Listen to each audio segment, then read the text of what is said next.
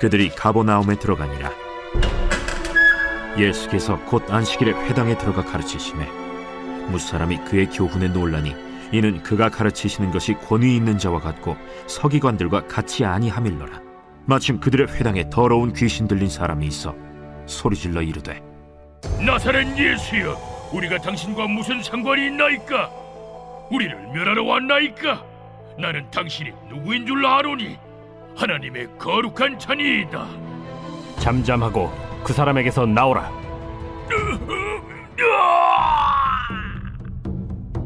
더러운 귀신이 그 사람에게 경련을 일으키고 큰 소리를 지르며 나오는지라. 다 놀라 서로 물어 이르되, 이는 어찌미냐? 권위 있는 새 교훈이로다. 더러운 귀신들에게 명한즉 순종하는도다. 예수의 소문이 곧 온 갈릴리 사방에 퍼지더라. 회당에서 나와 곧 야고보와 요한과 함께 시몬과 안드레의 집에 들어가시니 시몬의 장모가 열병으로 누워있는지라. 사람들이 곧 그 여자에 대하여 예수께 여짜온대 나아가사 그 손을 잡아 일으키시니 열병이 떠나고 여자가 그들에게 수종드니라. 저물어 해질 때에 모든 병자와 귀신 들린 자를 예수께 데려오니 온 동네가 그 문 앞에 모였더라. 예수께서 각종 병이 든 많은 사람을 고치시며 많은 귀신을 내쫓으시되 귀신이 자기를 알므로 그 말하는 것을 허락하지 아니하시니라. 오늘 본문 말씀 마가복음 1장 예수의 소문입니다. 여러분, 예수의 소문인 복음을 여러분은 언제 듣게 되셨습니까? 그리고 그 복음을 어떤 환경에서 받아들이게 되셨습니까? 어떤 분들은 저처럼 질병의 고난 가운데에 예수의 복음을 듣게 된 분들도 있을 것이고, 또 물질 고난이나 자식 고난으로 예수 믿게 된 분들도 있을 것입니다. 그 밖에도 자연스럽게 부모님의 신앙이나 모태 신앙으로 교회 다니면서 복음을 듣게 된 분들이 있으리라 생각됩니다. 그런데 같은 복음을 들어도 누구는 받아들이고 누구는 받아들이지 않는다면 그런 것은 왜 그런 것일까? 오늘 예수의 소문인 복음이 어떤 자들에게 들려지고 역사하게 되는가, 그것을 함께 살펴보도록 하겠습니다. 복음의 대상자들이 나오고 있는데 첫 번째는 회당에 있는 자들입니다.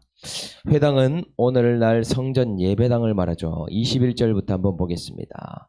그들이 가버나움에 들어가니라. 예수께서 곧 안식일에 회당에 들어가 가르치시매 라고 되어 있습니다. 어제 갈릴리에서 부름받은 시몬 베드로를 비롯한 제자 4명이 예수님을 따라 가버나움이라는 곳으로 가게 됩니다. 이 제자들에게 오늘 가버나움이라는 곳은 첫 양육의 장소입니다. 예수님께서는 제자로 부르시면서 바로 무엇인가를 시키시지 않으시죠. 부르심과 동시에 실제 사역의 현장에서 보고 듣고 양육받도록 가버나움이라는 환경과 회당의 자리를 제자들에게 주시더라라는 것입니다. 그렇다면 제자로서 주로 하는 일이 무엇인가? 이 양육은 두 가지를 받았는데, 한 가지는 예수님 옆에서 계속적으로 말씀을 듣는 일과 또 다른 한 가지는 복음의 능력이 어떻게 나타나는지를 옆에서 보고 듣는 일이었습니다. 제자들이 성령 받고 사역하기 전에 예수님의 사역을 보고 듣게 하셨다. 그런데 예수의 복음을 듣는 사람이 구체적으로 누구입니까? 22절에 나오는데 뭇 사람이 그의 교훈에 놀라니 이는 그가 가르치시는 것이 권위 있는 자와 같고 서기관들과 같지 아니함일러라. 뭇 사람이라고 되어 있는 사람들은 회당 안에 있는 사람들이었습니다. 제자들과 말씀 들으러 나온 사람들과 바리새인들, 서기관들이 여기에 해당되더라. 회당에 처음 뵙는 분이 오셨는데 말씀을 전하니까 저분이 누구신가, 그리고 어떤 말씀을 전하는가 궁금해서 듣기 시작합니다. 교회에서도 그렇죠. 처음 사역자가 오면 외모나 성격도 궁금해하지만 말씀을 먼저 들어보지 않습니까?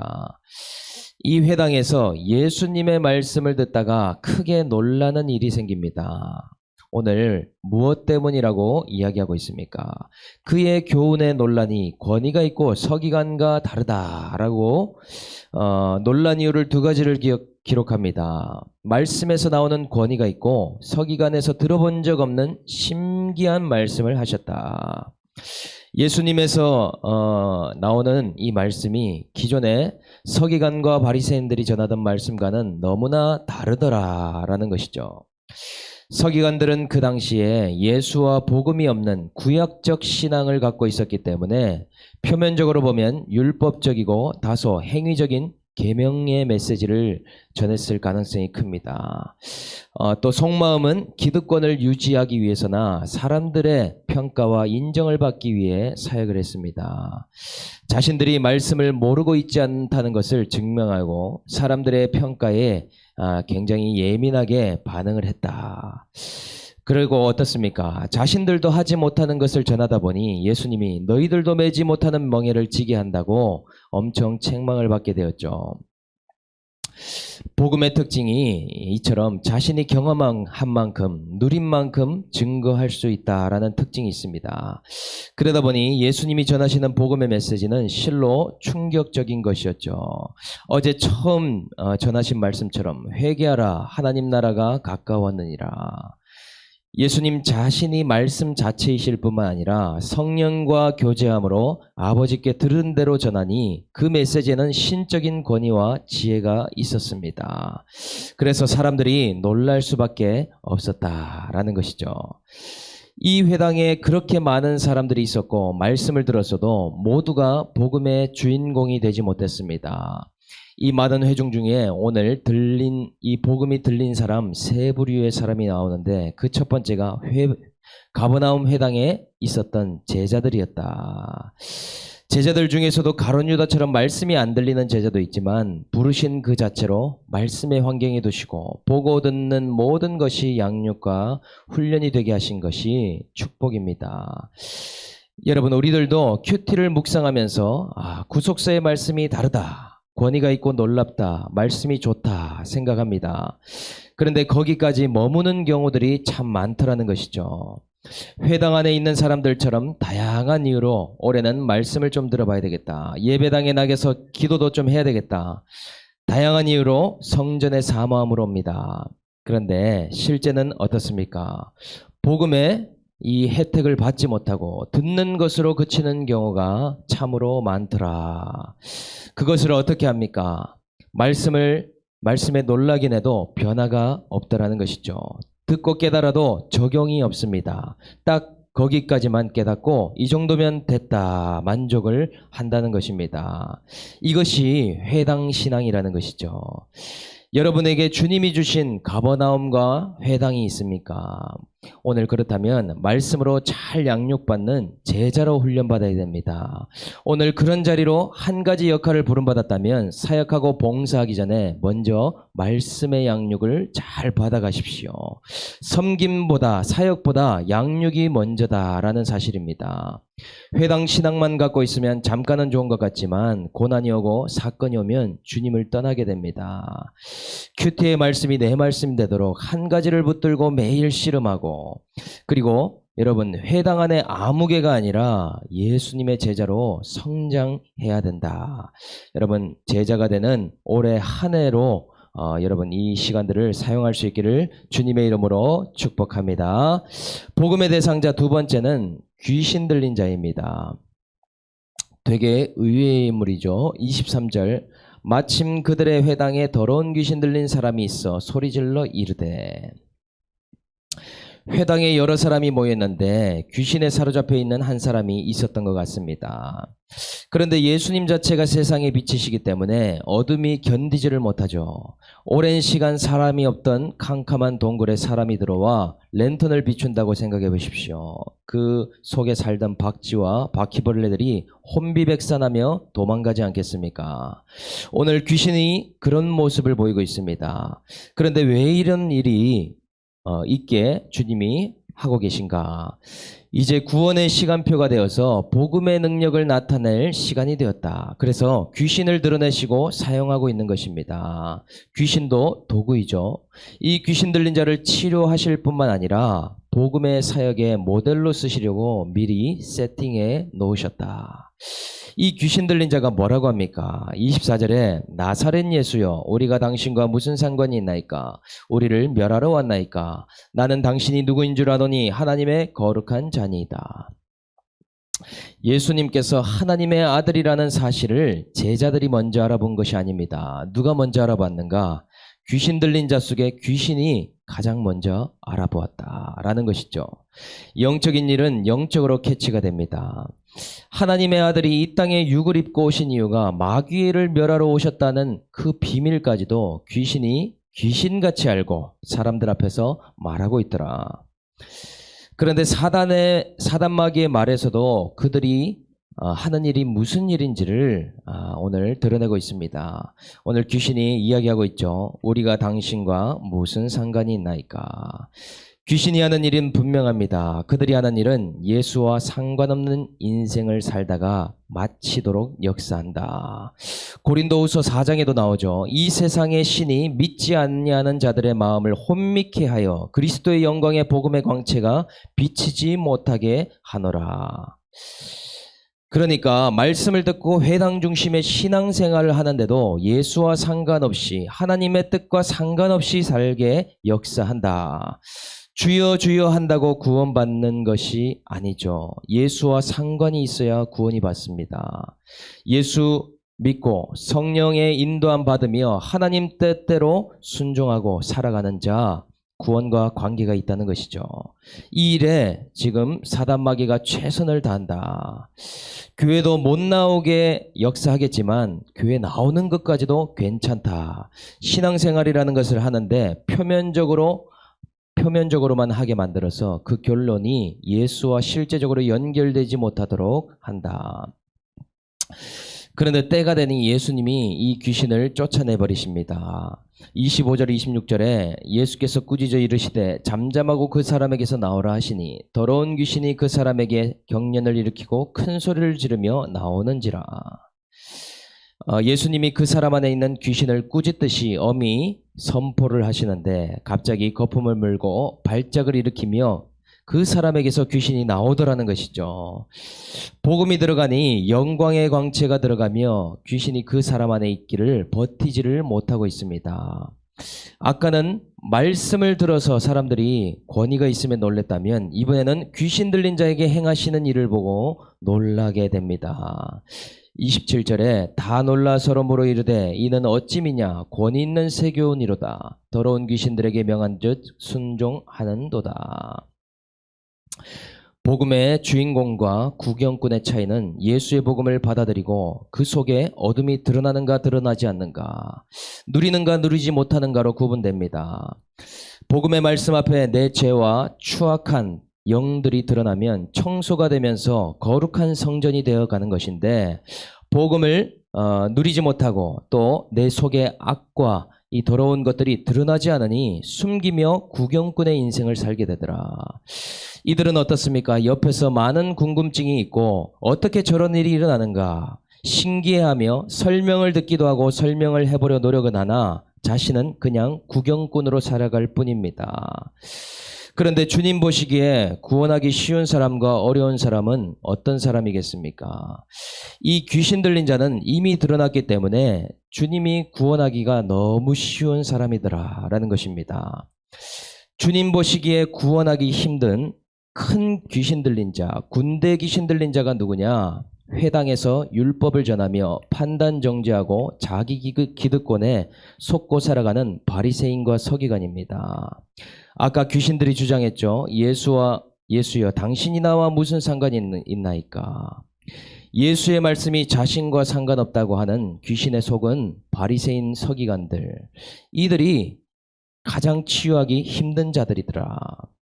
내 속에 세상의 영들이 들어앉아 있으면 저것이 내 말씀이라고 생각지 않습니다. 나는 막연하고 추상적으로 구원은 그래도 받을 것이다 이렇게 생각하면서 내 죄와 수치와 더러운 부분을 드러내기를 꺼려 하더라. 간증을 들어도 나는 별 상관이 없어. 남의 나눔을 듣는데도 별로 개의치 않습니다. 나의 죄가 보이지 않더라 라는 것이죠. 그런데 실상은 어떻습니까? 드러난 귀신은 졸개 귀신이고 드러나지 않고 꽁꽁 잘 숨기며 속이는 귀신은 큰 귀신이더라. 사탄의 나라에서도 장교들과 장군들은 드러나지 않는 영들입니다. 이것이 내 속에 들어있어 죄는 감추고 판단과 정죄는 수없이 짓게 하면서 나와 상관없다. 그렇게 계속 구경만 하며 성품으로 살게 역사하더라라는 것입니다. 여러분, 말씀의 빛을 통해서 내 안에 역사하는 죄와 악한 영들과 귀신들의 정체가 드러나고 있습니까? 아니면 외식하며 괜찮은 척 나도 속고 남도 속이는 구경꾼 신앙을 자처하고 있습니까?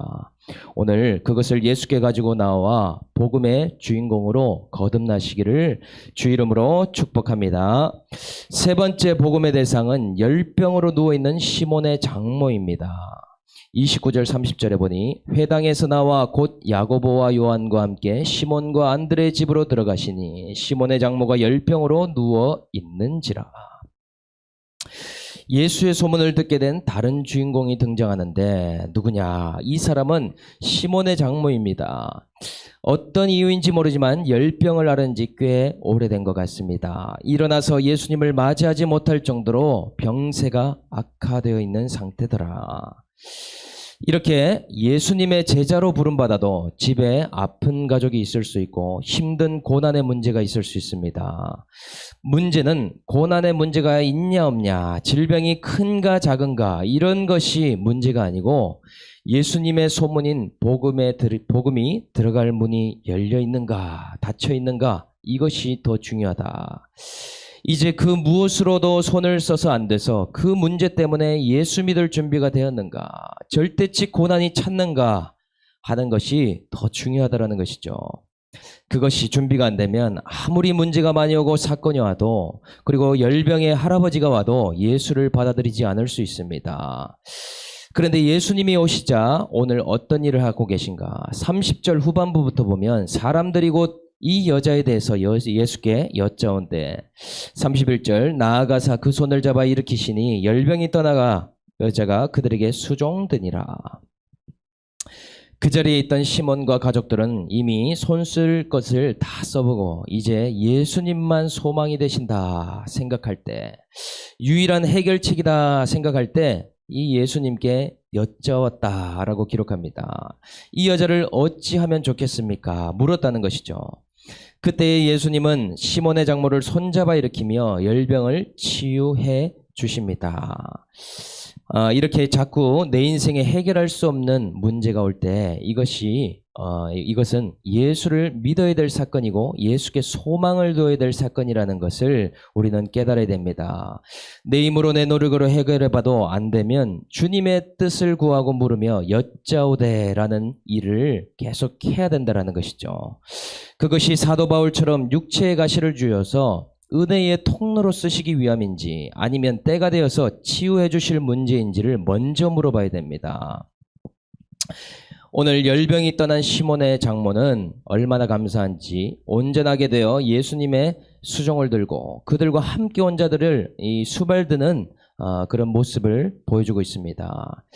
예수님께 병 고침받은 10명의 나병 환자 중에 9이 치료받고 예수님을 떠나는 적용을 했죠. 떠나면은 나병이 재발될 것이다 뭐 이렇게 생각하는 경우도 있지만, 치료받고 떠난 그것이 처음 나병이 걸렸을 때보다 더 심각하고 위중한 상태임을 모른다라고 말할 수 있습니다. 나의 질병이 낫든지 아니 낫든지 예수께 붙어 있지 않으면 그것이 더 큰 문제다라는 것이죠. 예수님을 섬기고 나와 같은 이런 사람과 공동체를 섬기는 수종을 들게 하기 위해서 나를 한 가지를 치유해 주셨다는 것을 알아야 됩니다. 나와 같이 예수께 나오지 못해서 큰 질병과 어려움과 고난의 문제 가운데 있는 자들에게 손발이 가는 수발을 들며 그들을 예수께로 인도하도록 한 가지 역할로 나를 쓰시더라. 여러분, 형편이 나아진 한 가지 제목으로 주님과 공동체의 수발을 들며 구속사의 모델로 쓰임받아야 된다. 그런 은혜가 있기를 주 예수의 이름으로 축복합니다. 적용 질문 드리겠습니다. 나는 복음에 대하여 구경꾼입니까? 아니면 주인공입니까? 주님께서 나를 양육 훈련하시는 가버나움과 회당은 어디입니까? 나는 크게 귀신 들려서 죄와 더러운 것들을 드러내지 않는 바리새파 쪽입니까? 아니면 가벼운 귀신 들린 회당 사람입니까? 회복되었기에 주님을 섬기고 공동체의 수발을 들어야 되는 사명은 무엇입니까? 오늘 말씀을 생각하면서 한번 기도하겠습니다. 기도합니다. 하나님, 저는 오랜 시간 모태신앙으로 회당에서 지냈지만 복음에 대해 구경꾼이었고 큰 귀신 들린 자였습니다. 성공귀신, 음란귀신, 그리고 이 세상을 향락으로 지내보겠다고 하는 그런 귀신에 들려 예수와 상관치 않는 삶으로 살아왔습니다. 하나님을 알고 예수 믿는다고 했지만 실제 내 삶이 예수와 연결되지 않았고 복음으로 믿고 살고 누리지를 못했습니다. 그래서 겉으로는 사람들의 인정받기 위해서 신앙생활했고 속으로는 끊임없이 남과 판단, 비교, 정죄했었던 인생입니다. 주님, 저에게도 구속사의 시간이 되어 질병 때문에 아무것도 할 수 없다고 포기하며 누워있을 때에 주님께 여짜온 대로 했을 때에 저의 손을 잡고 일으켜 세우셨습니다.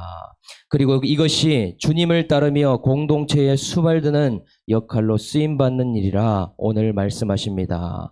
주님, 오늘 회당에 나아갔을 때에도 내가 오늘 구경꾼일 수 있음을 깨닫고 말씀도 간증도 놀라기만 하는 것이 아니라 깨달음으로 그 복음의 주인공으로 믿고 살고 누릴 수 있는 우리 모든 한 사람 한 사람이 다 될 수 있도록 은혜 내려 주시옵소서. 하나님 아버지, 이 말씀을 통해서 저희가 복음이 들려지게 하여 주시고 우리 안에 있는 죄와 수치와 더러운 악한 영들이 하나님 드러남으로 깨끗하게 청소되는 이 시간 되도록 역사하여 주시옵소서. 하나님 아버지, 그리하여서 하나님 우리 안에 있는 큰 귀신들이 하나님 이 악이 드러남으로 통하여서 하나님 앞에 회개되며 청소되며 치유되는 역사가 일어날 수 있도록 인도하여 주시옵소서. 감사를 드리며 우리를 구원하신 예수님의 이름으로 기도드립니다. 아멘.